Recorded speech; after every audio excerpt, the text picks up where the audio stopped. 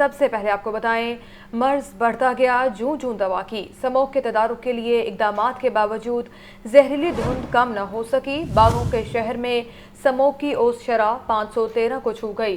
بحریہ اورچرڈ، فتح گڑھ اور شملہ پہاڑی کے ارد گرد AQI 538 ریکارڈ کیا گیا۔ گڑھی شاہو میں 517، جوہر ٹاؤن اور خیابان جناح AQI 496 تک پہنچ گیا۔ مزید تفصیلات جان لیتے ہیں سامیہ سعید سے۔ جی سامیہ بتائیے گا۔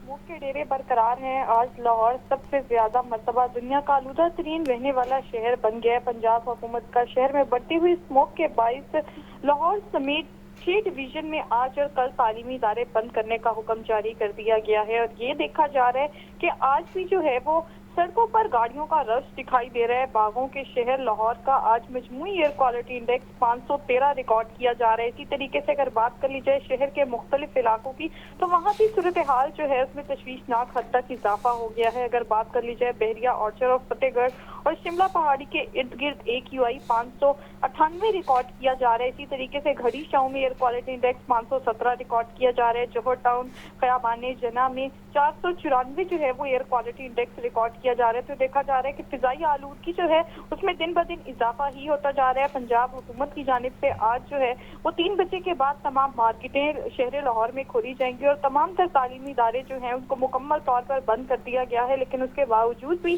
یہ دیکھا جا رہا ہے کہ سڑکوں پر جو ہے وہ ٹریفک بہت زیادہ ہے۔ دھواں چھوڑنے والی گاڑیاں آج بھی رواں دواں ہیں، جس کے باعث سموگ کو جو ہے وہ تاحال ابھی تک نہ روکا جا سکا ہے۔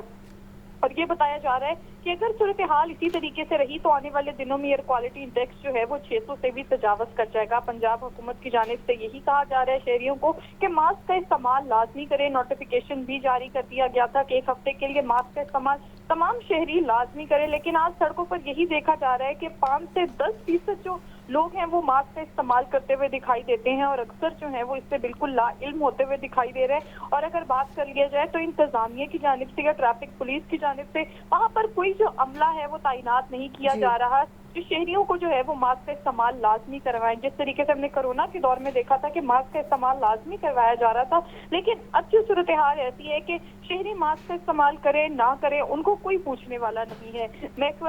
پنجاب حکومت کی جانب سے یہ بھی کہا جا رہا ہے کہ آج جو دفاتر ہیں وہ کھلے رہیں گے، لیکن کل تمام جو دفاتر ہیں وہ 3 بجے کے بعد کھولے جائیں گے۔ اور یہ بھی بتایا جا رہا ہے کہ اگر 29 نومبر کو جو ہے وہ ماحول سازگار ہوا اور آسمان پر بادل موجود ہوئے تو جو ہے وہ مصنوعی بارش برسانے کا فیصلہ بھی کیا جائے گا۔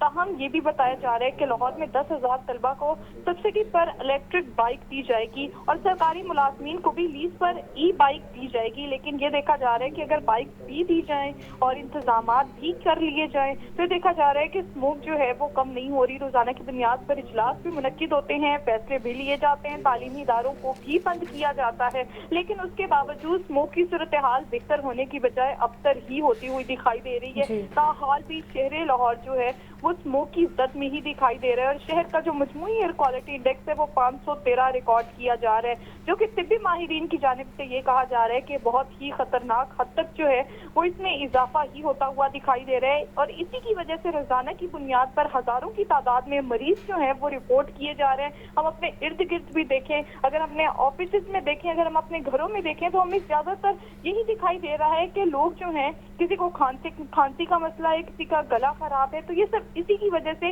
کہ سموگ جو ہے وہ شہر لاہور میں بہت زیادہ ہو گئی ہے۔